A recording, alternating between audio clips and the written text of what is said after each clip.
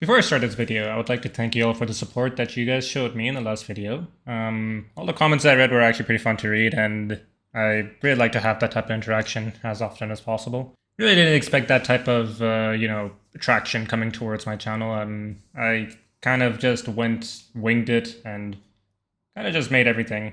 Without further ado, let us get started. So this is a time where the K-pop skins arrive, and I get to judge each of them. Of course, before I started recording this, I did buy this skin. I mean, it's just a cool looking skin, honestly. I like it a lot, but I'd like to give some things to say.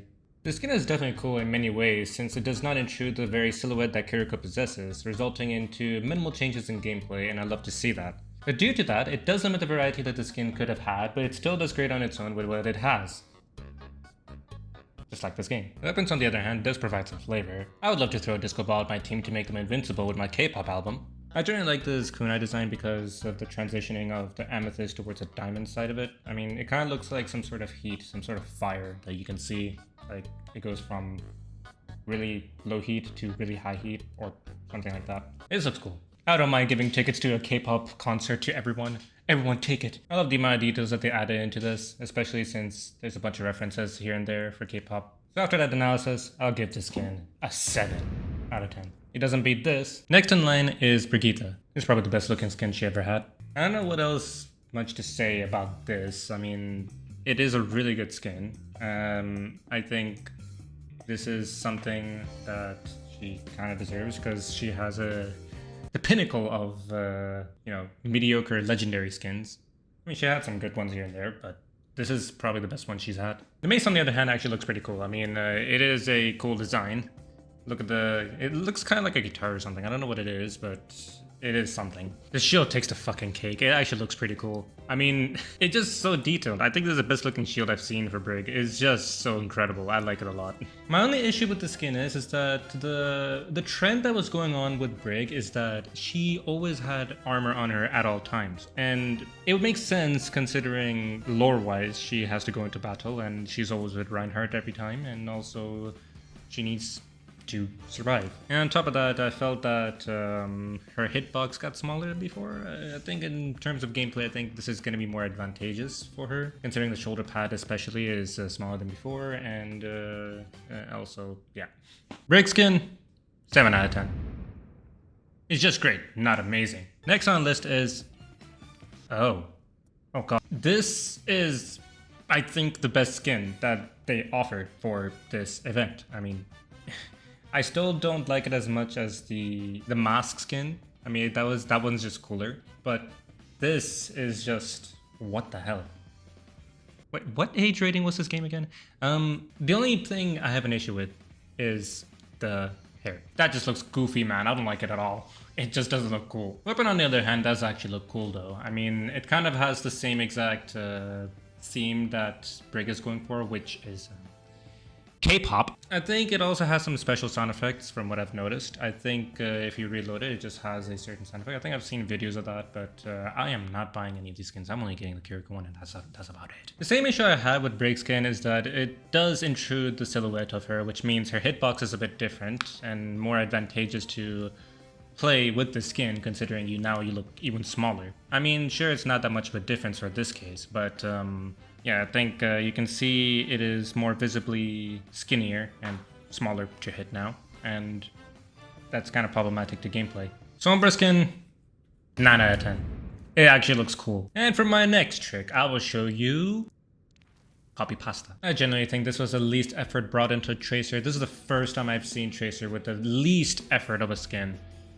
Because I've noticed every other skin for Tracer always has something completely different. But this is just a mixture of 2 different skins, and I don't like it. The gun, however, does make up for it. However, I just see the same exact theme from each other, which is love. I think we should feel something like that, maybe even share it someday. There's a big F in the chat for Tracer fans. I'm gonna give this a 3 out of 10. Super low effort. Now for Diva, I feel like her skin is actually kind of like not the best of this, but it is a really good skin. That like do be shining. The skin is actually pretty good, but I feel like it shines too much. I feel like, especially during gameplay, I mean, Diva's not the best choice for stealth.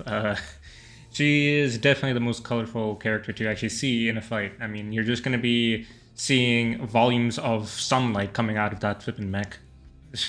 That is a PvE idea, especially a buff for Hilari. Really, I think the skin is just adorable compared to the others. The gun, however, is just a normal-ass gun that D.Va usually has. It's just fucking regular. No intrusion of hitboxes or silhouettes or anything like that. I think I'll just give the skin an 8 out of 10. Actually a cool skin. Now, of course, with these skins come bundles. And let's just see the bundle. Is it just me, or are all the emotes the same exact thing, but in different heroes? Yeah, you and I are not crazy. This is actually all the emotes that they gave us. It's copy pasta. What the fuck? Only D.Va. D.Va is the most different one of all. And this could have been a good opportunity to give her a new emote with her pilot. But nah, I mean, it's too high of effort, you know. I feel like I've made more effort here in editing this video than actually these emotes, which is so strange. And bro, where are the sound effects?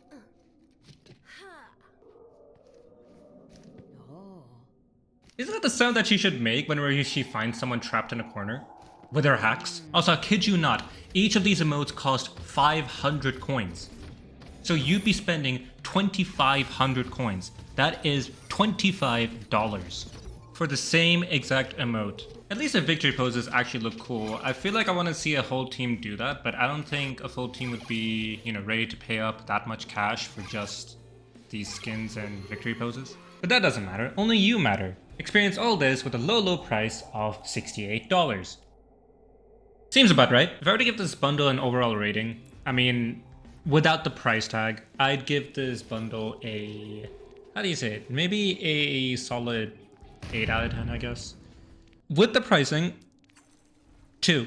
Anyway, forget about these cosmetics. I mean, we all know that it's expensive. Let's just move on to the patch notes. So a new patch of Overwatch came out today, and it is set to thoroughly destroy the killing capabilities of supports. So what the hell have they done? And this was a change a lot of people wanted so bad. Honestly, Ana being the real counter to pocket healers really makes her a viable asset, but her nades happen way too often. The change for Baptiste makes it so that the mortality is less viable, but it does not remove the fact that he is able to kill a tracer in a single burst, or the fact that he can make people invincible and annoying to kill. How about Larry? Yeah, right. This doesn't remove the kill potential. I mean, you can just get a better Hilari to aim better. I don't know. This just motivates her to aim better, I guess. But that's it, really. I mean, she can basically just two-shot 200 HP targets. You know what? Fuck the pylon. How about Kiriko? That's pretty big. I mean, Lifeweaver was... I don't know. He wasn't that annoying. Out of all the supports, I don't think he needed a nerf. Like, at least maybe the life creep could be a bit annoying, sure, but I don't know about the ammo size of his weapon, and maybe even the healing amount. We literally complained at the launch of Lifeweaver that his heal potential was so low, and even his kill potential was so shit. So I don't know why we nerfed his kit all of a sudden. Here's a positive. I mean, to see Zenyatta actually have a cooldown for once on his Discord is actually pretty good. Considering the fact that now you can literally punish a Zenyatta for discording too early or in the wrong timing now. Now they don't just spam it, they have to, and I do mean they have to, wait for the right timing to apply a discord on a tank. But this also does increase his healing potential, but that's about it really. His base health, however, I think that is pretty deserved considering he lacks the amount of mobility. The fact that he is so brittle with that lack of mobility kind of hinders his progress to even survive to begin with, or even climb up in the ranks. Whatever this patch is, that doesn't remove this. So in essence of this patch, nerf Weaver.